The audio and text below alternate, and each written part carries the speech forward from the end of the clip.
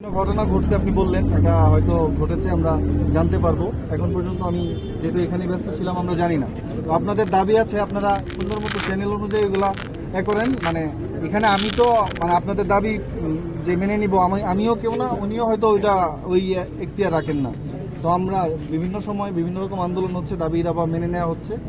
তো আপনারাও মানে এরকম আপনারা বিশৃঙ্খলা করছেন না, অলরেডি আপনারা শান্তিপূর্ণভাবেই এখানে এসেছেন। আর আপনারা দেখবেন আমাদের কক্সবাজারে আমরা সবাই একসাথে, answer, police, BGB, RAB, army সবাই কিন্তু একসাথে কাজ করছে দেশের দেশের যে এই সংকটময় পরিস্থিতিটা চলছে ওইটা যেন খুব তাড়াতাড়ি আমরা নিরসন করতে পারি, তাই না?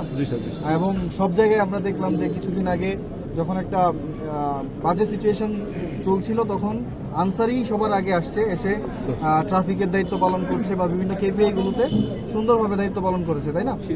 আপনারা একটা খুবই সুশৃঙ্খল একটা সংগঠন। তো যাই হোক, আমি দুঃখ প্রকাশ করছি যদি আপনারা যেরকম বললেন যে কিছু বিচ্ছিন্ন ঘটনা ঘটেছে যেগুলো একদমই কাম্য না, এরকম ঘটনা যদি ঘটে থাকে আমি ওগুলোর জন্য দুঃখ প্রকাশ করছি। আর আপনারা শান্তিপ্রিয়ভাবে চলে যান। আপনাদের যে দাবি দাওয়াগুলো আপনারা ওনাদের মাধ্যমে ফরওয়ার্ড করেন, আমরা যথাযথ কর্তৃপক্ষকে ওইটা জানাবো এবং সরকার থেকে সব রকম লেজিট যে দাবি সবসময় আশ্বস্ত করা হয়, কোনোদিন কিছু কার্যকর করা হয়।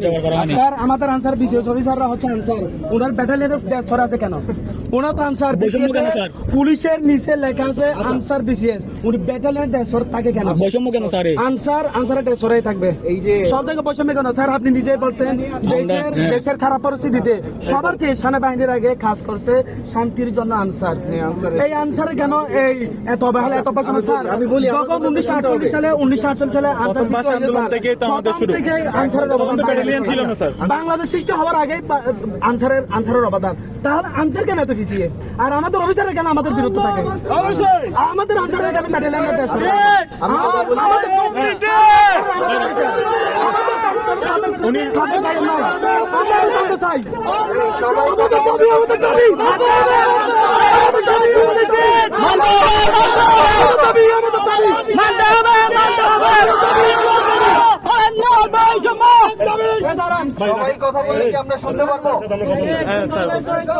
আমি একটু বলি। হ্যাঁ বলেন। এই আনসার বাহিনীতে 3টা অংশ, একটা ব্যাটালিয়ন। আমি যে ড্রেসটা পরে আছি, আমি ক্যাডার সার্ভিসের অফিসার। আমি 24 বছর ধরে এই স্যার একটা কথা স্যার, সরকারকে স্যার আর শোল্ডার ড্রেসে কিন্তু আনসার লেখা আছে। তুমি একটা কোশ্চেন করছো, আমি সেটার জবাব দেব। এই 3টা কম্পোনেন্ট, একটা হচ্ছে ব্যাটালিয়ন আনসার, একটা আনসার, আর একটা হচ্ছে বিডিপি। আমরা এই 3টা ড্রেসই পড়ি।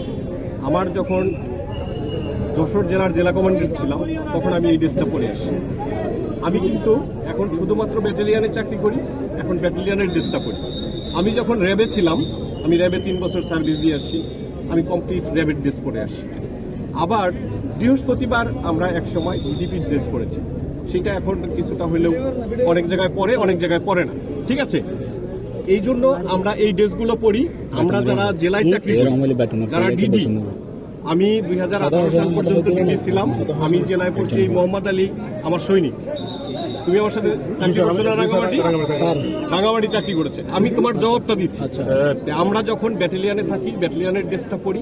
যখন আমরা সেনাবাহিনীর তো ড্রেস পরবো না, আমরা পরবো কি আমাদের ড্রেসগুলো। আমি র্যাবে ছিলাম, র্যাবের ড্রেস পরেছি।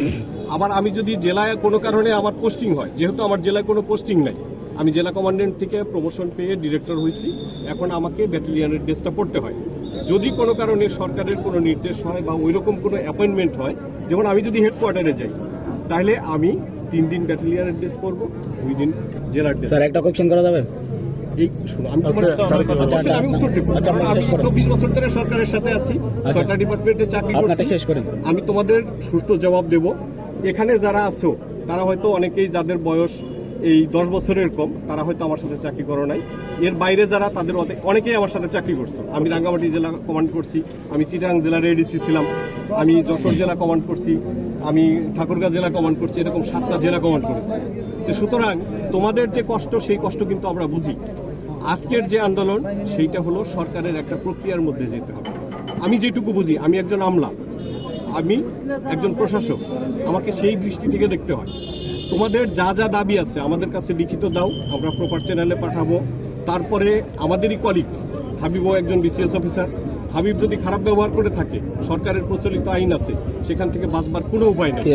সে যদি তুমি আমি ভাই ভাই, কারণ হচ্ছে কি, আমার এই পোশাকটা যেদিন 59 বছরে খুলে যাবে, তোমার এই পোশাকটা যেদিন খুলে যাবে, সেই দিন তুমি আমি সবাই সিভিল না, তখন তুমি একই কাতারে দাঁড়াবো।